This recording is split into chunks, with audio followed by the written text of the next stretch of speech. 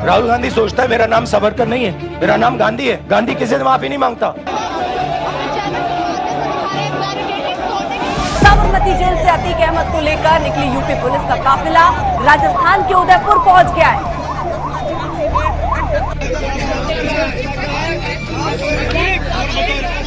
ये वैन क्यों रुकी थी, उसके पीछे एक वजह है।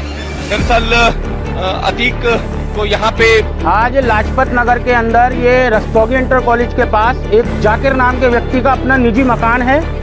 उसके अंदर उसके द्वारा मुस्लिम समाज के लोगों को बुलाकर और नई परंपरा डालकर यहाँ नमाज अदा कराई जा रही है। नमस्कार, द वायर में आपका स्वागत है। मैं हूं आरफा खानम शेरवानी। पिछले 9 साल की सबसे बड़ी वो घटनाएं जिसने हमारे आंखों देखे यानी हमारे गवाह बने हुए लोकतंत्र को धीरे धीरे खत्म करने का काम किया है, उनमें राहुल गांधी का disqualification as a member of parliament शामिल किया जाएगा। उनको अयोग्य ठहराना एक सांसद के तौर पर एक उस बयान के लिए जिसमें उन्होंने खासकर 3 लोगों की जाति का जिक्र करते हुए कहा था, जिसमें पूरे समाज को नहीं बल्कि इन 3 लोगों की जाति का जिक्र किया था। ललित मोदी, नरेंद्र मोदी और साथ ही इसमें नीरव मोदी, इनका जिक्र किया था। इसमें 2 लोग भागे हुए हैं, फ्यूजिटिव हैं, भगौड़े हैं।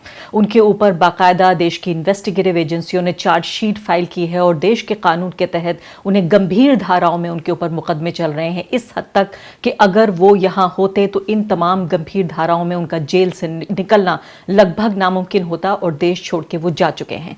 ये खबर है बड़ी, जिसको पूरे तरीके से दरकिनार करके अब हमें ये बताया जा रहा है कि खबर ये नहीं है कि राहुल गांधी का डिस्क्वालिफिकेशन हुआ है।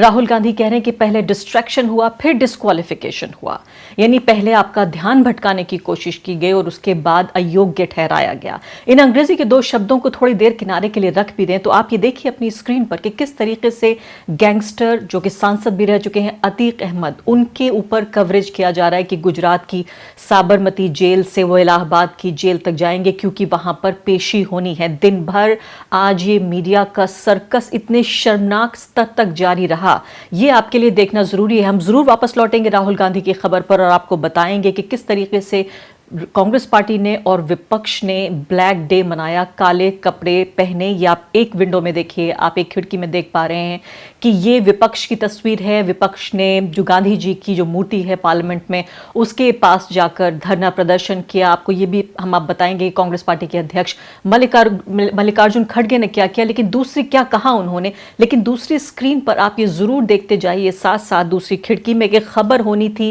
पहली खिड़की की, लेकिन खबर आपको बताई जा रही है दूसरी खिड़की की। खबर आपको ये बताई जा रही है कि कैसे 1200-1300 किलोमीटर का सफर करके, और सोचिए आपकी ये सफर किया जा रहा है सड़क के जरिए, दर्जनों की तादाद में बताया जा रहा है कि 100 से भी ज्यादा पुलिसकर्मी लगाए गए हैं अतीक अहमद की सुरक्षा के लिए या अतीक अहमद के साथ उन्हें गुजरात से लेकर उत्तर प्रदेश लाने के लिए। एक व्यक्ति जो गैंगस्टर है, जो सांसद भी रह चुका है, एक बड़ा डॉन है, उस व्यक्ति पर गंभीर मुकदमे चल रहे हैं, उसको इतने फैनफेयर के साथ, मैं कहूंगी इसमें कोई ऐसा नहीं है कि कोई अपमान हो रहा है अतीक अहमद का, इसमें ज्यादा से ज्यादा उनकी तस्वीर को बड़ा करके दिखाने की कोशिश हो रही है। और इस सब के पीछे सिर्फ और सिर्फ एक मकसद है कि ये ना पता लग जाए भारत की जनता को कि राहुल गांधी का डिस्क्वालिफिकेशन, उनकी जो संसद की सदस्यता है, उसका जाना कितना गंभीर विषय है। तो एक खिड़की में आप ये देखिए कि ये चिल्ला चिल्ला के अपनी खबर को बताने की कोशिश कर रहे हैं कांग्रेस पार्टी से जुड़े हुए लोग, जो बाकी ऑपोजिशन पार्टियों से जुड़े हुए लोग हैं। आरजेडी के एक एमएलए ने तो यहां तक कहा कि तमाम लोगों को एक तरह से सामूहिक रूप से, कलेक्टिव तरीके से मास रेजिग्नेशंस देने चाहिए राहुल गांधी की इस सदस्यता को जाने के लिए। इसके साथ साथ जो अभी तक तृणमूल कांग्रेस जो साथ नहीं आ रही थी, वो भी बिल्कुल साथ नजर आ रही है राहुल गांधी के। अखिलेश यादव ने कहा कि ये अगर ओबीसी समाज का इतना अपमान की फिक्र है नरेंद्र मोदी को, तो क्यों जब उन्होंने मुख्यमंत्री आवास से वो हटे थे वहां पर, तो क्यों उसको गंगा जल से धुलवाया गया था। ये भी हम आपको सुनाएंगे, तमाम तरह के जो बयानात नेताओं के आ रहे हैं। लेकिन ये समझना बेहद जरूरी है कि इस पूरे मामले में किस तरीके से जो ये मास डिस्ट्रक्शन, जिसे मैं कहूंगी, ये मास डिस्ट्रक्शन और मास डिस्ट्रैक्शन, एक ज़माने में आपको याद होगा इराक में जब जॉर्ज बुश जब राष्ट्रपति थे अमेरिका के, उन्होंने हमला किया इराक पर और कहा कि इनके पास mass destruction, weapons of mass destruction, यानी वो हथियार हैं जिससे सामूहिक रूप से एक बड़ी तादाद में लोगों की जो तबाही हो सकती है। अब ये मास डिस्ट्रक्शन से मास डिस्ट्रैक्शन, यानी आपका पूरे तरीके से जनता का ध्यान भटकाने के लिए कि कभी भी लोग ये ना जान पाएं कि उनके असली मुद्दे क्या हैं। ये भटकाने के लिए किस तरीके से इस एक व्यक्ति को, जो पहले ही 2019 से ही गुजरात की जेल में बंद है, ये व्यक्ति जिसको पूरे तरीके से न सिर्फ इसलिए नहीं कि वो व्यक्ति एक क्रिमिनल है जिसको सजा होनी चाहिए, भारत के कानून के तहत सजा होनी चाहिए, बल्कि साफ तौर पर उस व्यक्ति का जो धार्मिक पहचान है उसको भी बार बार एक तरह से जो भाजपा है उत्तर प्रदेश में वो बाहर लाने की कोशिश करती है। और जिस तरीके से हमने देखा है, साफ तौर पे आपने कई प्रोग्राम द वायर पे भी देखे होंगे, मैंने आपको बताया था कि गुंडे हैं, जो गैंगस्टर्स हैं, जो क्रिमिनल्स हैं, उनके धर्म में फर्क करके किस तरीके से उनके साथ ये फर्क सीधे तौर पर दिखाया जाता है कि कानून का भी अलग अलग इस्तेमाल हो सकता है।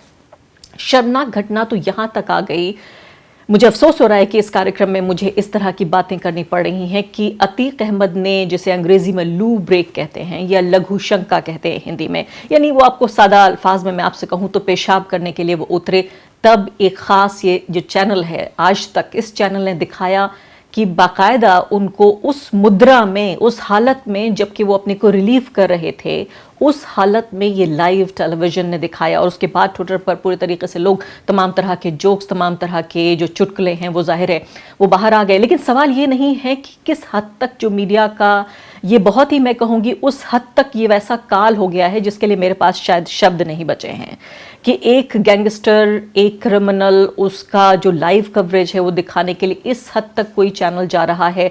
और जाहिर है जिस तरह से मीडिया कर्मी पूरे साथ लगे हुए थे इस पूरी यात्रा में, एक एक किलोमीटर नहीं बल्कि एक एक मीटर का जो ज्ञान दे रहे थे और जो ब्यौरा दे रहे थे, उससे साफ तौर पे पता चलता है कि पुलिस ने पूरा रूट भी कि किस तरीके से जाना है उनको दिया होगा।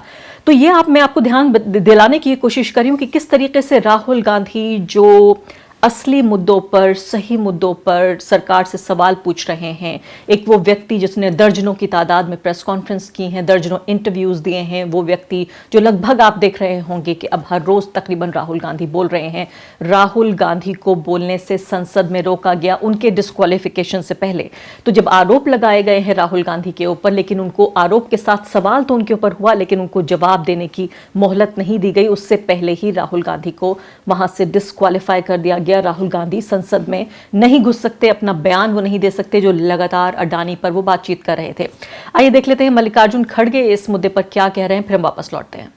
हम ये दिखाना चाहते हैं कि इस देश में डेमोक्रेसी को मोदी जी एक एक करके खत्म कर रहे हैं। एक तो पहले ऑटोनोमस बॉडीज को खत्म करते हुए आए, दूसरी तरह जो कानूनी तहत लोग चुनाव में जीत के आए उनको डरा धमका के उन्होंने हर जगह अपनी सरकार बनाने में गए। तीसरी बात, जो लोग झुकते नहीं उनको झुकाने के लिए ईडी का इस्तेमाल, सीबीआई का इस्तेमाल उन्होंने किया और कर रहे हैं भी।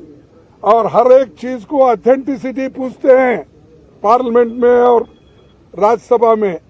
और जो ऑथेंटिक तरीके से हमने ये कहा कि देखिए ये जेपीसी का मामला है, सभी लोग डिमांड कर रहे हैं, जो व्यक्ति अदानी जिसकी संपत्ति पहले 3,000 करोड़ थी, उसके बाद उसकी संपत्ति 50,000 करोड़ बन गई, फिर उसके बाद उसकी संपत्ति 2 लाख करोड़ बन गई, लेकिन 2.5 साल में उसकी संपत्ति 12 लाख करोड़ बन गई। ये कैसा बना, इसके लिए राहुल गांधी जी ने पार्लियामेंट में चंद प्रश्न पूछे। पहला प्रश्न तो ये पूछा कि मोदी जी अदानी के प्लान में आप आए थे, ये आपके और उनके रिश्ते क्या है। दूसरा प्रश्न इनका था कि जो अदानी इतना छोटा इंडस्ट्रियलिस्ट है उसको इतना बड़ा आपने किया, इसका कारण क्या है। और तीसरा, आप फॉरेन कंट्री जब जा रहे हैं, दूसरे मुल्कों पे जब जाते हैं, उनको प्लेन में लेके जाते हैं, कितने बार लेके गए। चौथा प्रश्न ये था कि आप जहां जहां जाते हो उसी वक्त वो भी वहां पर आके मिलते हैं, उसका कारण क्या है। और पांचवी बात यह है कि जब आप वहां पर जाते हैं, वहां के प्राइम मिनिस्टर्स, वहां के फॉरेन मिनिस्टर्स, वहां के कैपिटलिस्ट लोगों के साथ मिलवाते हो, ये क्या बात है। इन चीजों को आप उत्तर दे दो। और छोटे से समय पे एक आदमी इतना पैसा कमा सकता है, जब देश में 50% लोग अभी भी उनकी इनकम केवल गरीबी रेखा के नीचे है। लेकिन ऐसे बड़े लोगों का जो आज संपत्ति बढ़ रहा है, इतना फास्ट बढ़ रहा है, कोई पर कैपिटा इनकम दूसरों का उतना नहीं बढ़ रहा है। इसके लिए जो सवाल किए थे, उन सवालों का जवाब वो नहीं दे सके। और पूरे पार्टी के नेता लोग यहाँ पर जो जितने भी पार्टियां, हमारे 18 पार्टी आज आए हैं, एक भी पार्टी मिस नहीं हुआ। सभी मिलके यही मुद्दा पूछ रहे कि भाई आप ज्वाइंट पार्लियामेंट्री कमेटी बिठाओ। अपने स्क्रीन पर देखिए आप कि किस तरह से अतीक अहमद के लिए बार बार इस तरह की बातें कही जा रही हैं कि क्यों अतीक अहमद का, यानी सोचिए कि लाइव एनकाउंटर तक की बात की जा रही है कि लाइव एनकाउंटर होना चाहिए अतीक अहमद का। ये मैं नहीं कह रही हूं, ये बाकायदा टीवी पर चल रहा है। ये आपको कुछ तस्वीरें दिखाएंगे मेरे सहयोगी। ये तस्वीरें आप ये देखिए, अहमदाबाद टू प्रयागराज के रास्ते अतीक अहमद का निकला सूसू, ये न्यूज नेशन कह रहा है।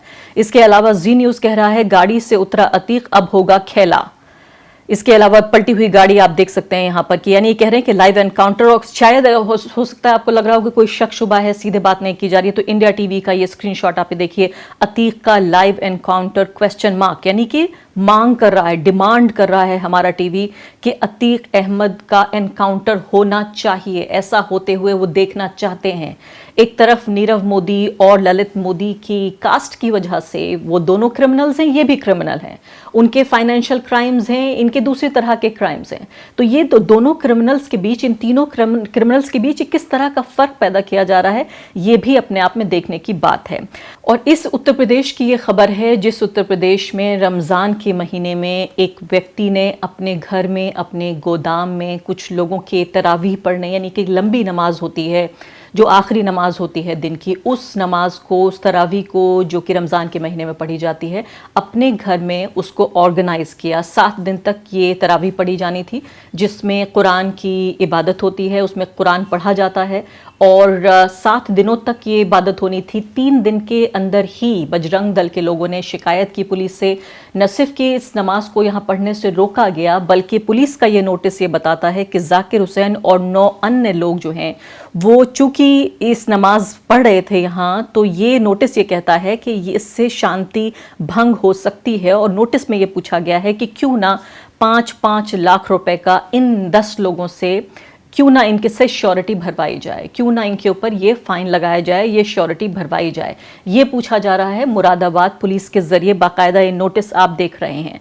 तो एक तरफ आप ये देखिए कि बजरंग दल, ऐसा लगता है कि अब तो पुलिस की कोई जरूरत भी नहीं है उत्तर प्रदेश में। मुझे लगता है कि जब काम बजरंग दल को ही करना है, तो पुलिस को फिर ये तमाशा करने की क्या जरूरत है, पुलिस को ये नौटंकी करने की क्या जरूरत है। अगर बजरंग दल ही ये तय करेगा कि कौन नमाज पढ़ेगा, कौन जागरण करेगा, कौन जगराता करेगा, किसको संडे में जो है मास, जो चर्च का मास होता है, उसकी करने की इजाजत दी जाएगी, या तमाम दूसरे धर्मों के लोग अपनी इबादत कर पाएंगे या नहीं कर पाएंगे, अगर इसे बजरंग दल को ही तय करना है, तो पुलिस, आखिर प्रशासन उत्तर प्रदेश में कर क्या रहा है।